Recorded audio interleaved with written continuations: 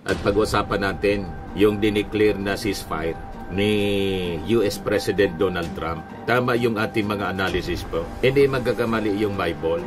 Yan po.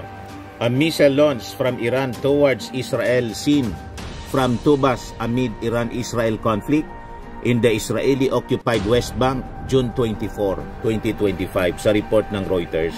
Sinabi, congratulations to everyone. It has been fully agreed by and between Israel and Iran that there will be a complete and total ceasefire in approximately 6 hours from now. And that's what, when the media starts to blow up about this, I think that's what we need to keep in mind, is that President Trump is making sure he is protecting the world, peace through strength. And that's because this has been going on, this collusion of the axis of evil has been going on for way too long. This is not nagpapagang mga balita at pagtalakay sa mga isyu na lipunan. Bulsa! Opinyon, banat at paglalantad sa katotohanan. Bulsa! What you see is what you get. You decide.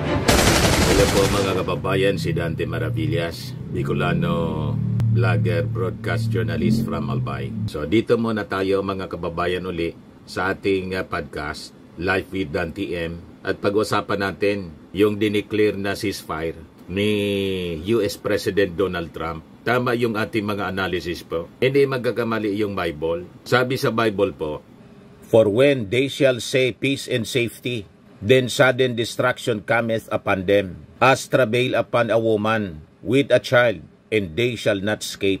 Yan mga kababayan yung ating Bible quotation kanina. After na i-announce ni Donald Trump na yung Iran mga kababayan at saka Israel nag-agree for a ceasefire, complete ceasefire mga kababayan. Then after that announcement, nagpalipad ng mga missiles ang Iran. Una sa Qatar, yan po. Iran launches missile attacks on US base in Qatar. Then afterwards mga kababayan, sa Israel, yan po. Sabi dyan sa report ng Inquirer, Israel Army says Iranian missiles fired short while ago. Yan po.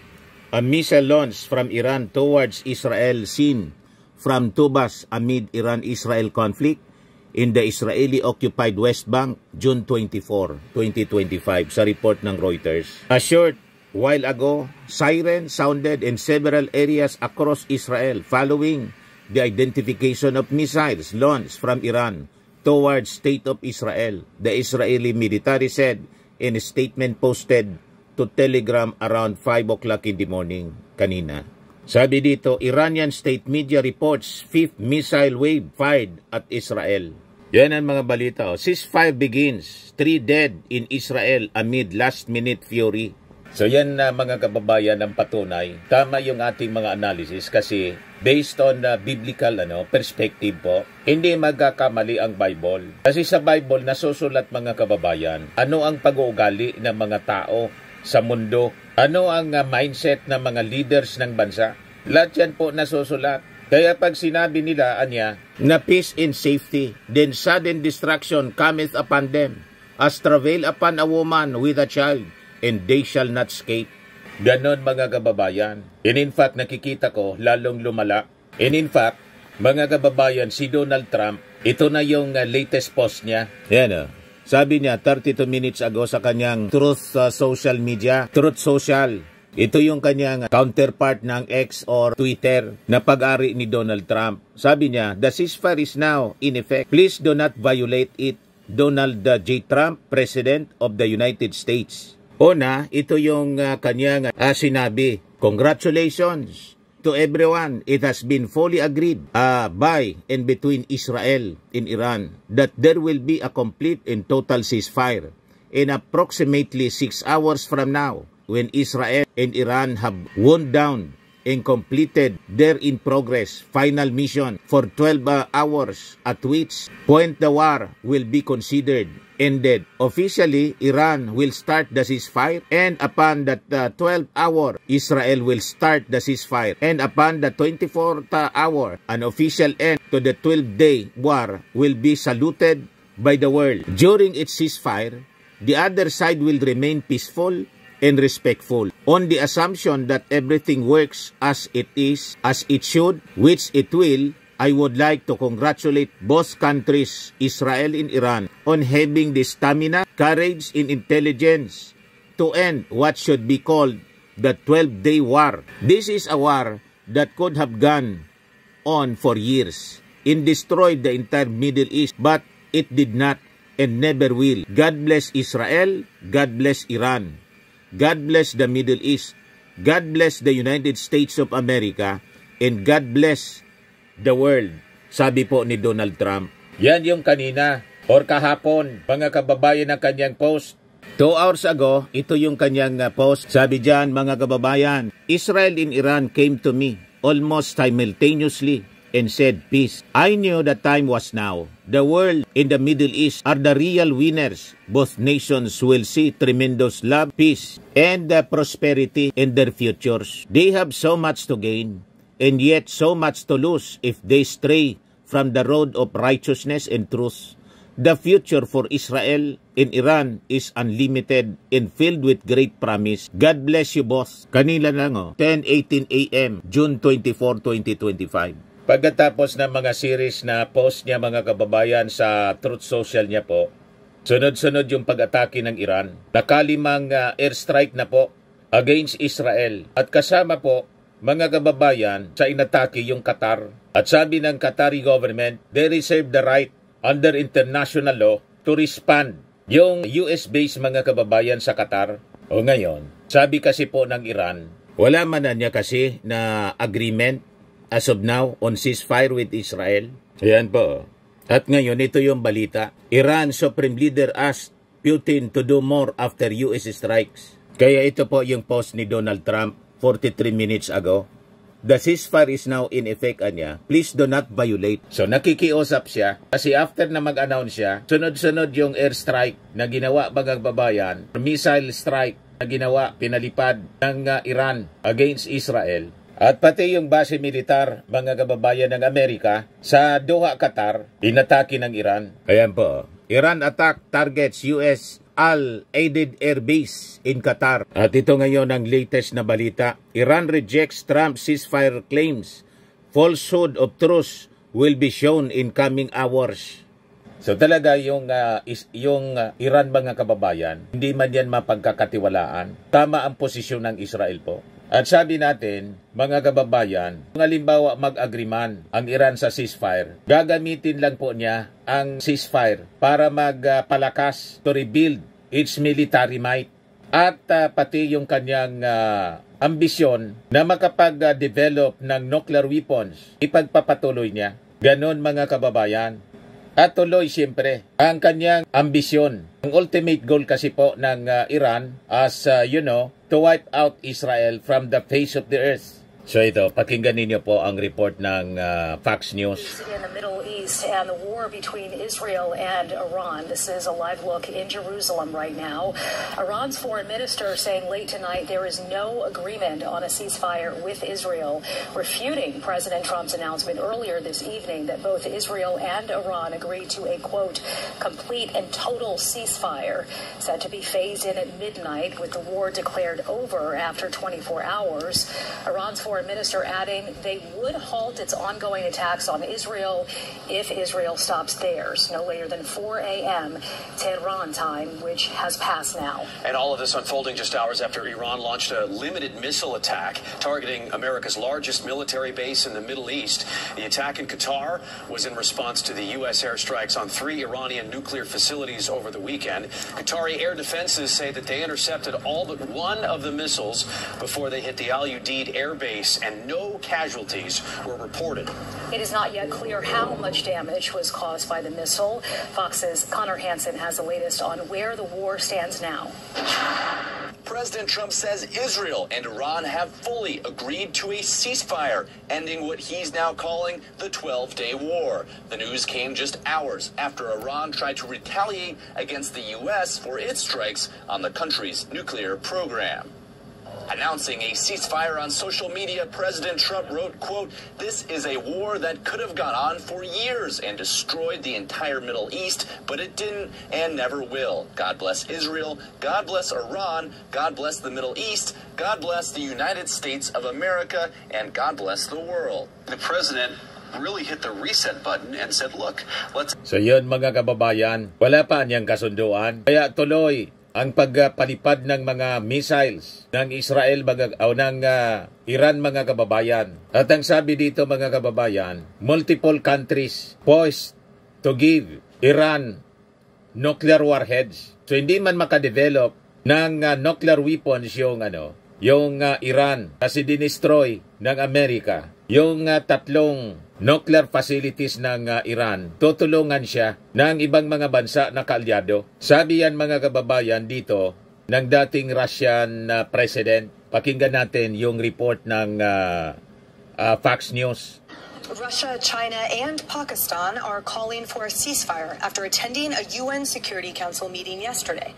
But Russia's former president, Dmitry Medvedev, claims multiple countries are ready to step in to help Iran achieve a nuclear weapon. Stating this, quote, the enrichment of nuclear material, and now we can say it outright, the future production of nuclear weapons, will continue, he said. A number of countries are ready to directly supply Iran with their own nuclear warheads. President Trump has since responded, saying that talk of nuclear weapons should not be treated so casually. This reads like a Joel C. Rosenberg novel in real-time tutor, but the reality is that it is absolutely frightening to think about the dark allyship of those that can simply replace or supplant with something much more developed than simply 60% uranium. Well, and we've been saying this for quite a long time. We have to watch the relationship between Iran and Russia and China, and they've become very close. Now you see the former president coming out and saying this. I don't think these guys in Russia get to just come out and say things without approval like this. So that's why Donald Trump is taking this very seriously and saying you don't just throw around the word nuclear like this. And that is a significantly big deal. When you have Russia out there attacking Ukraine and now they're coming to the defense of Iran, this is not something that happened overnight either. And that's what, when the media starts to blow up about this, I think that's what we need to keep in mind, is that President Trump is making sure he is protecting the world, peace through strength. And that's because this has been going on, this collusion of the axis of evil has been going on for way too long. This is not something that happened overnight. They will not come in with the support and these weapons without a pre-approved plan by the three or even North Korea. Something that I'm, for one, happy that President Trump is here to defend us against. Yeah, and that sort of begs the question, too, Kilme, that as we know, decisions don't land on the President and Commander-in-Chief's desk without there being complexities and difficulties. And is this simply a provocation by an enemy to provoke the bear, to get him to react in a way that isn't, or is this a real threat? Well, let's think about Russia. Let's think about what Russia did. In invading Ukraine, they have allowed their eye to be off the ball in Syria, allowed Syria to collapse, Assad to be out. He now lives in Russia. And now that was a passageway for Iran to give weapons to Russia, which were the Shahid drones. Now that stopped. Now the new government of Syria kicked out Russia, kicked out Iran. Iran now lost an ally because of that. Russia lost 80,000 guys between November and today. So with that development mga kababayan, that is a chilling development na kahit pa na-destroy ng Amerika yung mga nuclear facilities ng Iran, mismo ang Russia at iba pang mga kaalyadong bansa ng Iran tulad ng China, Pakistan will supply directly nuclear warheads sa Iran. So makikita ninyo, padilim ng padilim mga kababayan ang futuro ng ating mundo. Tama yung sabi sa Bible. When they say peace and safety, then sudden destruction cometh upon them, and they shall not escape. That is the exact description mga kababayan of the future. Madaling sabi, the wars and rumors of wars as described in the Bible are just coming our way. Despite efforts na presidente ng Amerika ni Donald Trump. So, medyo malabo pa yung assumption mga kababayan and optimism ng mga tao that with Trump announcement that the 12-day war has ended, medyo malabo pa mga kababayan. So with this development mga kababayan, makikita natin na the world is on the brink of global catastrophe. Sa bagay, hindi man natin mga kababayan mababago ang direksyon ng mundo. This is actually the destiny of the world. Lagi kong sinasabi sa inyo sa mga previous vlogs natin, straight ahead tribulation period mga kababayan. Next exit, rapture of the believers. So ang mundo mga kababayan, papunta talaga sa Great Tribulation po, as prophesied in the Word of God. No amount of peace efforts. Maganda naman po ang mga peace efforts na ginagawa ng ating mga leaders. Hindi tayo kontra sa mga peace efforts tulad ng gustong mangyari ni Donald Trump. Pero sabi ko na nga sa inyo, hindi man po titigil si Iranian Supreme Leader Ali Khamenei kasi yun ang belief niya.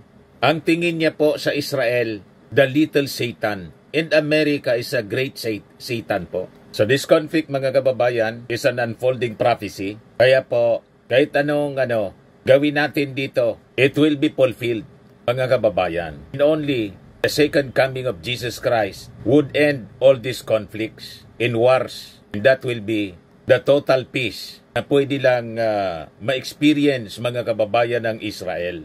Yan po ang katotohanan sa kwentong ito. Kasi rooted siya po sa paniwala. Ang hatred po ng mga Muslims, Arabs, rooted po siya sa paniwala. And can be traced back, mga kababayan, sa Old Testament story, ang half-brother na si Isaac and Ismael. Yan po, mga kababayan, ang kwento ng conflict in the Middle East that is affecting the whole world. Kasi makikita ninyo po ang pagkakampi-kampihan ng mga allied countries. Tulad ng Amerika allied with Israel, and Iran allied with Russia, China, Pakistan, and other countries na magkakauri sa paniwala, mga kababayan, in values. Nagkakampi-kampihan din po. So that's it. Baybayan natin and let's pray for peace. Kahit itong sinasabi nating peace is very, very elusive. Lalo na po in the Middle East. Kahit nga po dito sa atin, ganun din, mga kababayan. Pero hindi kasing lala ng mga bansa sa Israel, sa Middle East, mga kababayan.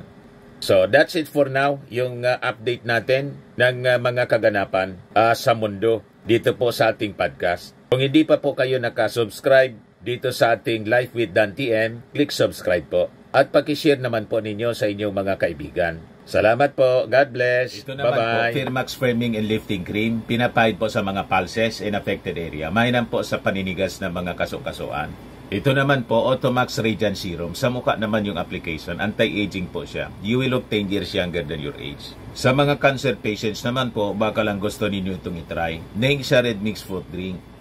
Hindi mo po siya gamot, food supplement siya. Kaya lang, gawa siya, mga kababayan, sa goji berry. Yung goji berry may anti-cancer properties. O ngayon, yung mga inquiries ninyo, dumiritso na lang kayo sa aming messenger sa Facebook para masagot namin agad. Ayos pa? Ayos na ayos niya, Mr. Maravilla. At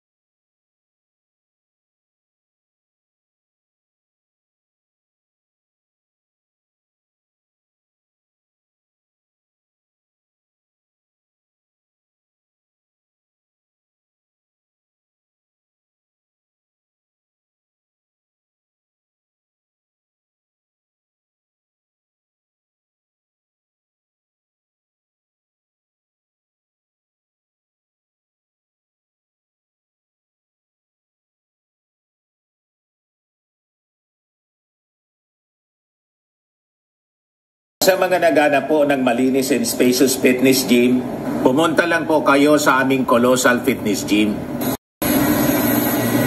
May Grab car rental din po kami. Ito naman po yung bago naming product na binibenta online. Eye Glow Serum, whitening po siya. Tingnan ninyo yung epekto sa aking anak na architect before and now. Yung mga inquiries po ninyo, dumiretso na lang kayo sa kanyang Facebook account, Riz Maravillas.